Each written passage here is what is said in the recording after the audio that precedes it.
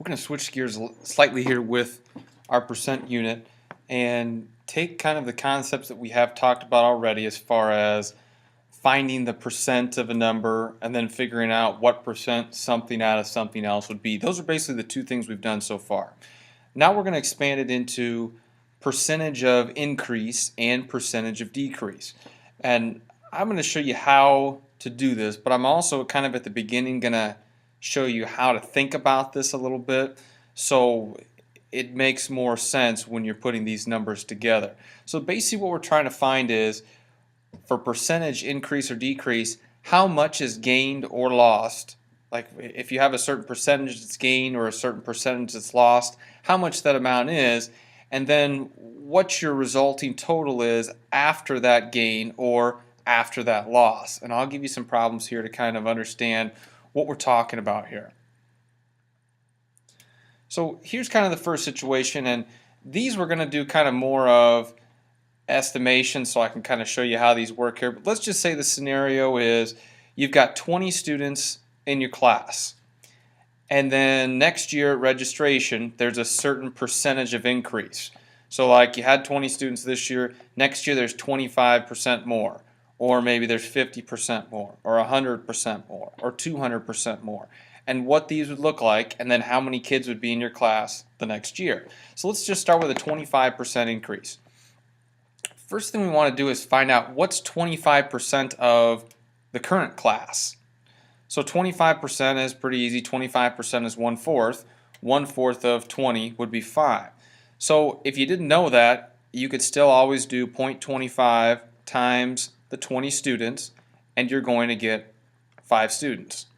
Now, this is, right here, this 5, this is the 25% increase for next year. That represents the increase. So we're going to have 5 more students next year. So the question is going to be, how many students are you going to have in your class next year?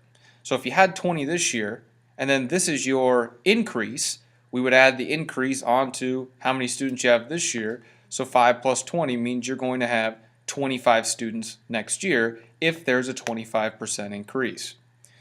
Now let's go to 50%. We shouldn't have to do any of this for 50% because you should be able to figure out what 50% is. So let's say it's a 50% increase.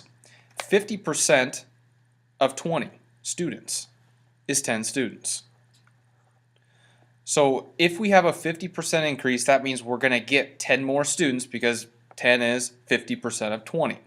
Now, if the question is how many students are we going to have next year, if you take the increase of students and you add it to what we already have, that means next year we're going to have 30 students instead of 20 after we do the 50% increase.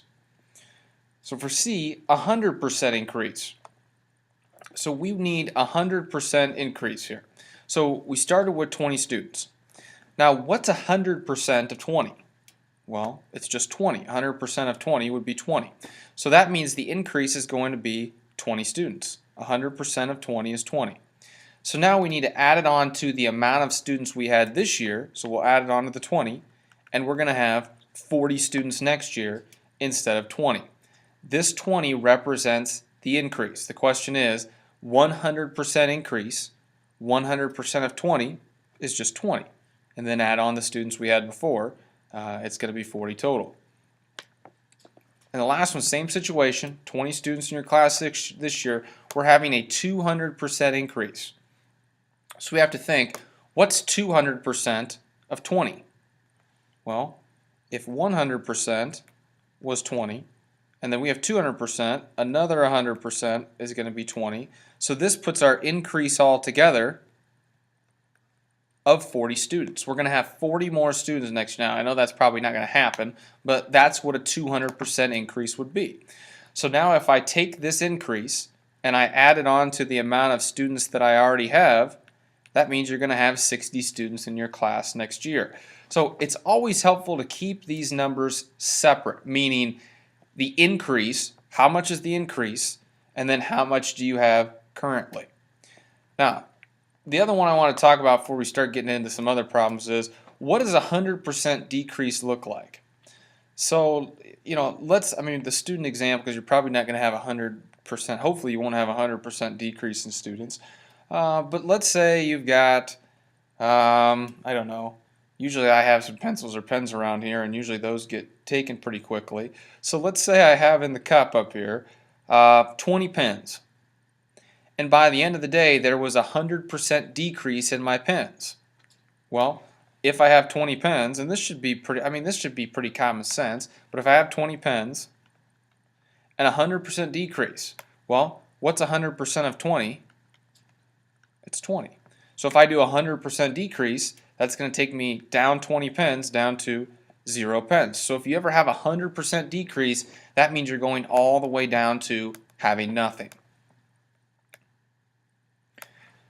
Alright, here's a question we'll go over right now. We're going to do 2 of these and you're going to have 2 on your own. Jim's salary was cut by 35%. He was making $75 per day. What is he making per day? What is he making now per day? So this is what he was making before the cuts happened. He lost 35% of his salary. So we need to figure out what is 35% of 75. So in order to do that, it's pretty easy. It's that percentage as a decimal. 0.35 times that $75. I'm just going to use my calculator here. 75 times 0.35, I get 26.25. So make sure that once we have this number, we label this as the decrease. This is how much money he lost per day. This is the decrease. So now the question is, what is he making now? So he was making $75. Now he has a decrease of $26.25. That's a subtraction problem. So if I do my work here for this, we go 4, that's going to be 10, and then 9 and 10. So we have 5, 7, decimal point. Can't do that. 6, 14, 8, 4. So now, after that decrease of 35%, he's now making $48.75. Next question.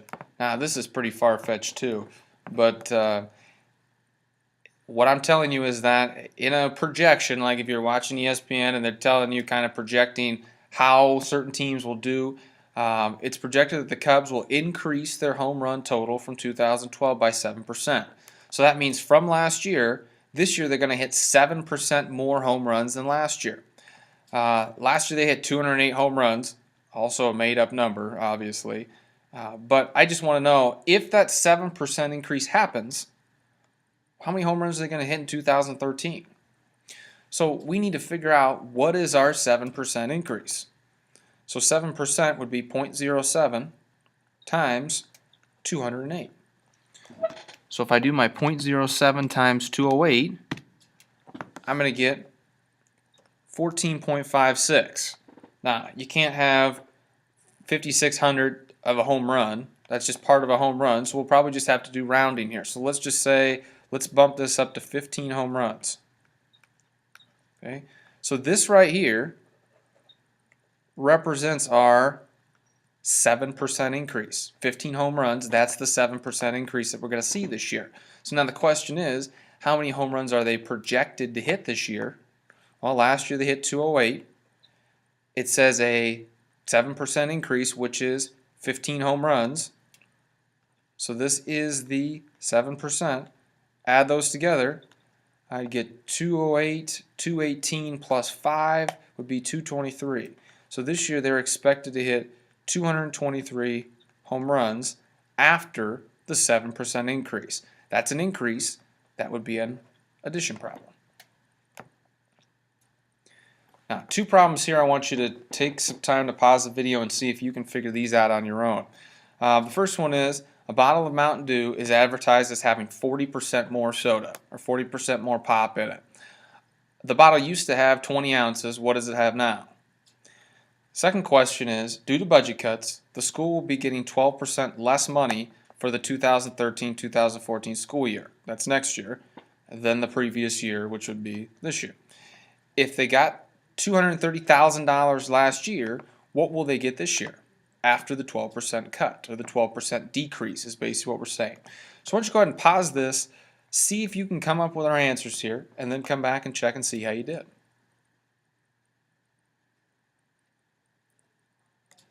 Let's take a look at the first one. 40% more soda. So we need to figure out what is 40% of this 20 ounces. So I can take my 0.4, which is 40%. You could do 0.40 if you want to. It's the same thing. Times the 20 ounces. Okay? So if I do my 0.4 times the 20 ounces, I'm going to get 8. So that's 8 ounces. This right here is the 40% increase. So now what does it have now? How much Mountain Dew does that bottle have in it now? Well, it used to have 20. Now it's got 40% more, which the 40% is 8. Now it currently has 28 ounces in the bottle after the 40% increase. Other question, 12% less of this. So that would be 0.12 times, and then $230,000. So if I do 0.10 times $230,000, I'm going to get $27,600. So this is what 12% less is. That's a lot of money right there. The school's not getting that much money next year because they're making these cuts. So now we have to figure out what is the school getting next year after the 12% cut. This would be a subtraction problem. Take away 27600. And I'll just do that on a calculator for the sake of time. And it looks like the school's new budget is going to be 202,400. So $202,400. Now I want to show you one more thing here. One thing I didn't talk about is, what if you have an increase of, let's say, 136% increase? Let's just say that's what it was. And let's say our original number was 60 something. Let's go back to the pens example. Let's say I had 60 pens. Okay? 136% increase would mean we're increasing it by 100%, which means, well, that'd be 60 more pens. And then we'd also be increasing it by 36% more than that. So you could set these problems up the same way here. Instead of having those decimals like we had before, we're still going to have a decimal, but it's going to have that whole number because it's 136%. So that would be 1.36 times our 60 pens. So if I do 1.36 times our 60 pens, I'm going to get 81.6 pens, which we'll just round that up to 82 pens. So the question is, after this increase, how many pens do I have now? Well, 60 plus 82 would be 142 pens. So just because it's an increase of more than 100%, that means that it should increase more than what we even started with, like double that amount, and then even a little bit more.